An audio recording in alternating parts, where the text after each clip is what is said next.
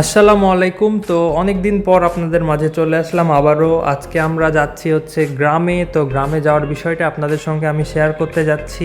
গ্রাম বলতে আসলে আমরা চাঁপাইনবাবগঞ্জ যাচ্ছি দাওয়াতে। তো দাওয়াতের সঙ্গে সঙ্গে হচ্ছে আমাদের বিল্ডিং আছে, তো ওই বিল্ডিংগুলো হচ্ছে দেখার জন্যে। তো আমরা খুব দ্রুত যাচ্ছিলাম, আসলে গাড়িটা অনেক ফাস্ট স্পোর্টস, তো যার কারণে একটুতেই 100 উঠে যাচ্ছিলো। তো আমরা হচ্ছে রুফটপের ভিউ এনজয় করতে করতে চলে যাই। তো চলে যাওয়ার পরে আমরা খুব দ্রুত একদমই বিল্ডিংয়ের কাছে চলে আসি। তো আমরা এখানে গাড়িটা পার্কিং করে দিই। তো গাড়িটা দেখে অনেক ভালো লাগছিল, কারণ একদম ব্র্যান্ড নিউ কন্ডিশনে ছিল। তো এইটা হলো সেই ঐতিহাসিক মার্কেট। তো আমরা হচ্ছে মার্কেটের নিচে এই হোয়াইট কালার সুন্দর গাড়িটা রেখে দিই। এরপরে গাড়িটার একটু ছোটোখাটো ভিডিও নিয়ে দৌড় দিই ভেতর দিকে। তো ভেতরে যেয়ে দেখি যে সবাই ডাব খাওয়া শুরু করে দিয়েছে। তো এর মাঝে আমিও ডাব খাওয়া শুরু করি। এরপর আমিরা মনির সঙ্গে একটু খেলা করি। তারপরে তখন একদম টপ ফ্লোরে উঠে যাই আসলে দেখার জন্য যে গাড়িটা ঠিক আছে কিনা। তো গাড়ি দেখার পরে আবারও একদম ছাদে চলে যাই। তো এখনও সম্পূর্ণ কাজ শেষ হয়নি, তো আমরা দেখতে এসেছি আসলে কাজ কত দূর কী। তো আশেপাশে কোনো এত বড় বিল্ডিং নাই, তো সব কিছু একদম বন জঙ্গলের মতো দেখাচ্ছিল, কিন্তু দেখে অনেক ভালো লাগছিল। তো এগুলো ভিউগুলো এনজয় করছিলাম অনেক। তো এর পাশাপাশি ছবিও তুলছিলাম, অনেক ফুপাফুপিরা ছবি তুলছিল। তো আমিও তাদের মাঝে ঢুকে যাই ছবি তোলার জন্যে। তো আমিও কয়েকটা অনেক সুন্দর সুন্দর ছবি তুলে নিই। এরপরে একটু গল্প টল্প করি, একটু মজা করি।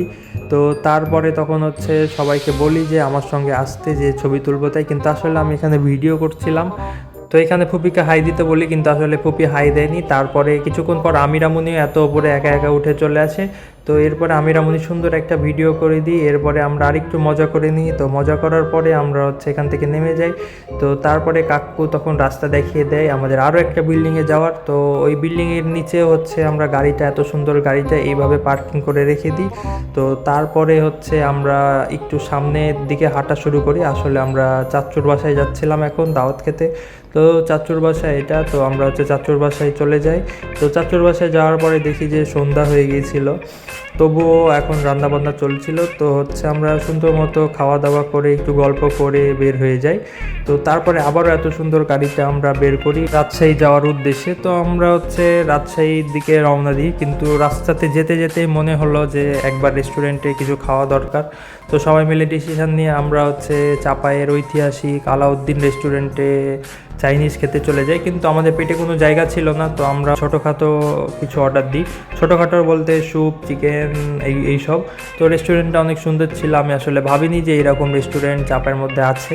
তো আমি ভুল ধারণা শিখাচ্ছিলাম, তো এখন দেখছি যে অনেক কিছুই চাপাই আছে। তো তারপরে এগুলো হচ্ছে খাচ্ছিলাম।